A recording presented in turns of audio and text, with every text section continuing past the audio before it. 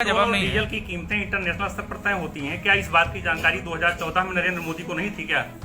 नरेंद्र मोदी कहते थे कि अगर पाकिस्तान में पेट्रोल 35 रुपए लीटर बिक सकता है तो भारत में पेट्रोल की कीमतें 35 रुपए लीटर क्यों नहीं हो सकती? तो क्या इस चीज की जानकारी उन्हें नहीं थी कि इंटरनेशनल स्तर पर तय होती है कीमतें? जो देश जो 14 में देश आदरणीय मोदी जी को मिला था और आज 6 वर्षों में देश जितने शिखर पर है,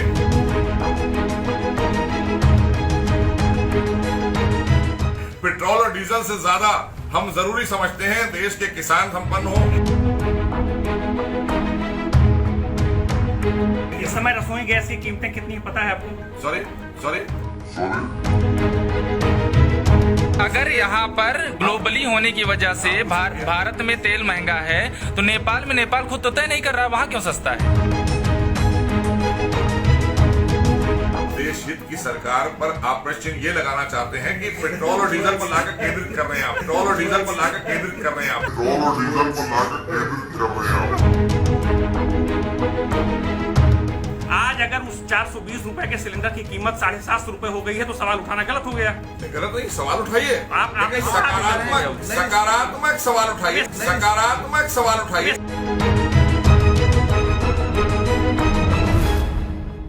आपकी पेट्रोल गाड़ी है? मेरी गाड़ी पेट्रोल, मेरे पास पेट्रोल गाड़ी भी है। अच्छा। और मेरे पास में डीजल गाड़ी। आज मार्केट में पेट्रोल की कीमत आज की डेट में कितनी होगी? देखिए, पेट्रोल की जो आपने बात की, आप सवाल जहां पूछना चाहते हैं कि 80 रुपए में 82 रुपए में पेट्रोल कैसे हो गया। आज मुंबई में 100 रुपए में पेट्रोल, 97 रुपीज में। बात देखिए, ऐसा है, आप पेट्रोल की बात कर रहे हैं तो जिस तरह से सारी चीजें इंटरनेशनल लेवल पर, ग्लोबल लेवल पर बढ़ती हैं कीमतें, उसके तहत ये चलती चीजें हैं। लेकिन आप अगर बात करें अपने देश के अंदर, हमने देश में गांव गरीब किसानों को लेकर काम किया है। पेट्रोल और डीजल के दाम जो बढ़ते हैं या इसकी जो नीति है वो अंतर्राष्ट्रीय लेवल पर तय होती है। ये सबको पता है, चाहे उनकी सरकार रही हो चाहे हमारी रही हो। इसको लेकर जो आप प्रश्न उठा रहे हैं, हमेशा कोई चीज की प्रश्न जब उठते हैं उसमें एक पॉजिटिव चीज ढूंढने की प्रयास होना चाहिए। निगेटिव बात तो ये है कि आप इतनी देर से क्यों आ गए, हम बैठे थे बहुत देर। नहीं, बिल्कुल निगेटिव नहीं है। आपका सुन लीजिए, आपके ही घटक दल हैं सुब्रमण्यम स्वामी जी कह रहे हैं कि श्री राम के देश में पेट्रोल सीता जी के नेपाल से और रावण की लंका से ज्यादा महंगा है। देखिए, ऐसा है कि अगर आज आपका देश संपन्न भी हो रहा है, देश तेजी से आगे भी बढ़ रहा है, वहां पर जिस तरह की खपत है, जो भी हमें जरूरत है, उस जरूरत के तहत, क्योंकि ये जो चीजें इंटरनेशनली आपको जिसमें आप शामिल होते हैं, अंतर्राष्ट्रीय लेवल पर जिसकी कीमतें तय होती हैं, उसमें आप और हम कुछ नहीं कर सकते। उसमें हम और आप अपने देश की जनता को कहीं ना कहीं फायदा देने के लिए सब्सिडी लाते हैं, हम अपने टैक्सेस कम करते हैं। जिस तरह से मैंने कहा कि इस बार के जो आप देखें उठाकर बजट को, हमने टैक्स बिल्कुल भी किसी पर कोई भार नहीं डाला गया, पूरे देश में कोई टैक्स नहीं बढ़ाया गया और ना किसी से कोई टैक्स के लेकर बात हुई। पेट्रोल और ये मेरे प्रश्न का जवाब नहीं है। डीजल की कीमतें इंटरनेशनल स्तर पर तय होती हैं। क्या इस बात की जानकारी 2014 में नरेंद्र मोदी को नहीं थी क्या? नरेंद्र मोदी कहते थे कि अगर पाकिस्तान में पेट्रोल 35 रुपए लीटर बिक सकता है तो भारत में पेट्रोल की कीमतें 35 रुपए लीटर क्यों नहीं हो सकती?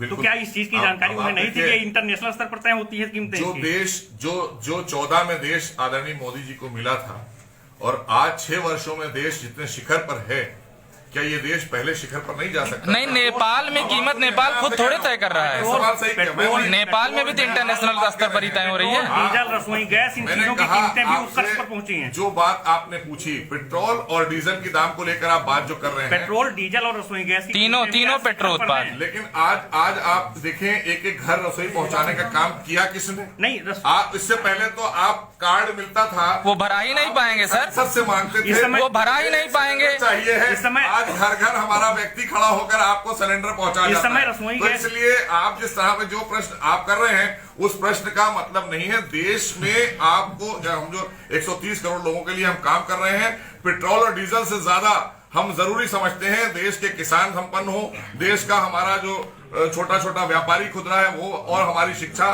की जो स्तर है वो बढ़ना चाहिए। देश में विकास तेजी से हो रहा है या नहीं हो रहा है, आप बता दीजिए। इस समय रसोई गैस की कीमतें कितनी पता है आपको? सॉरी, रसोई गैस सिलेंडर, एक सिलेंडर कितने का है? ये उतार चढ़ाव इनमें अप्स एंड डाउन्स रहेगा, हमेशा रहा है। इनको लेकर आप कभी ये मत करिए कि हमारी सरकार में बढ़ गया और पिछली सरकार में नहीं था। सब्सिडी लोगों को, ये जो बात आपने लोगों के खाते में सब्सिडी कितनी जा रही है, ये इसके अलावा आप आइए, इसके अलावा आप आइए, ये वो चीजें हैं जो हमेशा रहेंगी। कोई भी सरकार थी, घटती और बढ़ती नहीं है। हमने इसीलिए देश को आगे बढ़ाने के लिए, देश के लोगों को संपन्न करने के लिए और कामों पर ध्यान दिया। जब सिलेंडर की कीमतें 600 रुपए थी, तब भी लोगों के खाते में सब्सिडी, जिनको मिलती है रेयर लोगों को, उनके खाते में सब्सिडी 49 जाती थी। जब सिलेंडर की कीमतें 650 हुई तब भी 49 जाती है। जब 700 हुई तब भी 49 जाती है। इस समय 749 रुपए है, तब भी सब्सिडी सिर्फ 49 रुपए जाती है। देखिए 2014 में सिलेंडर की कीमतें 420 रुपए थी और आज की डेट में सिलेंडर की कीमतें 700 रुपए हैं। जो लोगों की जेब से जाता है वो 700 रुपए जाता है।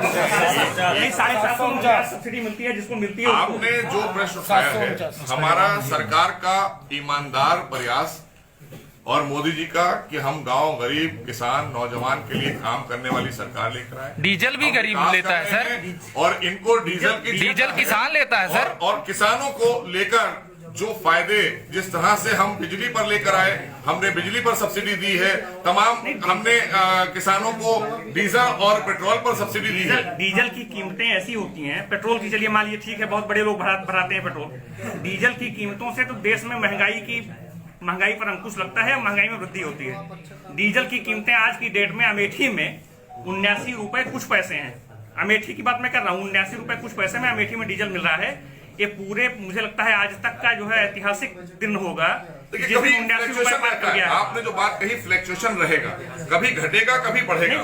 और जो बातें सरकार ने जो नीतियां बनाई हैं वो जन कल्याणी है। हमारा बजट जो है, आपका बजट आने के बाद है, आपका बजट आने के बाद उसके अपार्ट एक सवाल उठाया है, आपका बजट आने सवाल का जवाब दे दिया मान्यवर। आपके सवाल जवाब नहीं मिला सर, जवाब नहीं मिला, जवाब नहीं दिया सर। आपकी सरकार का बजट आने के बाद से डीजल पेट्रोल की कीमतों में प्रतिदिन, मैंने कहा ये हमेशा ये फ्लक्चुएशन इसलिए होगा, कम नहीं हो रहा है, ग्लोबली होता है नहीं। हाँ सर, हाँ बिल्कुल बिल्कुल, मैं ये कह रहा हूँ तो अगर बजट आ जाएगा 1 घंटे के बाद ऊपर नीचे होता है। नहीं सर, अगर यहाँ पर ग्लोबली होने की वजह से भारत में तेल महंगा है तो नेपाल में नेपाल खुद तो तय नहीं कर रहा, वहां क्यों सस्ता है?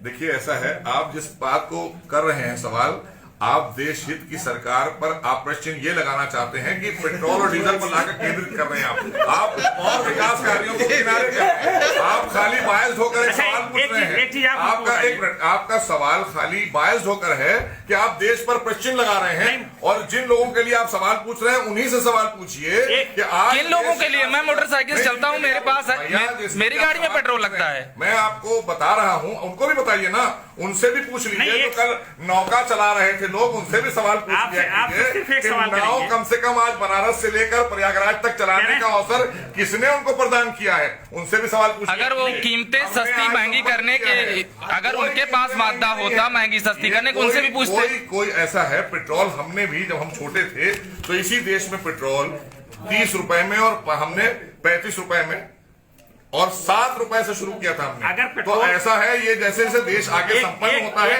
ये चीजें बढ़ती हैं, और चीजों पर हम सरकार जो है वो जो ऐसी नीतियां लाती है कि वो चीजें सस्ती हो जाती हैं। अंतिम सवाल, तो हम बैलेंस कर चलते हैं देश हित में। कोई भी योजना लाते हैं देश हित में लाते हैं, इसलिए एक ही प्रश्न पर रुककर खाली इतनी देर बात कर लेना। अगर सर्जिकल स्ट्राइक होती है उस पर भी सवाल पूछ लिए जाते हैं कि इतना साहस कभी सेना में था किसी और सरकार। एक अंतिम सवाल, अगर होता आप गलत जगह लिंक कर रहे हैं, स्ट्राइक कराने में गलत जगह लिंक कर रहे हैं। हमें अपने लोगों को, अपने जो हमारे सेना के जवान है, सेना है, उसको संपन्न करने के लिए हमें उसके लिए भी धन का व्यवस्था करनी होती है। उसके लिए हथियारों की सुरक्षा, अभी राफेल पे सवाल उठाने वाले लोग, मंत्री जी हित की बात है ना। मंत्री जी एक सवाल अंतिम हम करना चाहेंगे कि अगर पेट्रोल, डीजल और रसोई गैस की कीमतों में जो मूल्य वृद्धि लगातार हो रही है उस पर सवाल उठाना गलत है। नहीं, आप सवाल उठाइए। मैंने कहा कि इसमें फ्लक्चुएशन आएगा। पहले मेरी बात सुनिए। अगर उस पर सवाल उठाना गलत है, उस पर सवाल उठाने का सवाल आप बायस्ड कह रहे हैं सवाल पर। पूरी बात तो सुन लीजिए। अगर उस पर सवाल उठाना नकारात्मक विपक्ष का काम है तो आपकी सरकार के पहले, मतलब केंद्र में जब 2014 से पहले आपकी सरकार नहीं थी, 2014 से आपकी सरकार है, उसके पहले डीजल की कीमतों में 50 पैसे मूल्य वृद्धि होती थी तो आपकी सरकार हंगामा करती थी किसानों की कमर टूट जाएगी।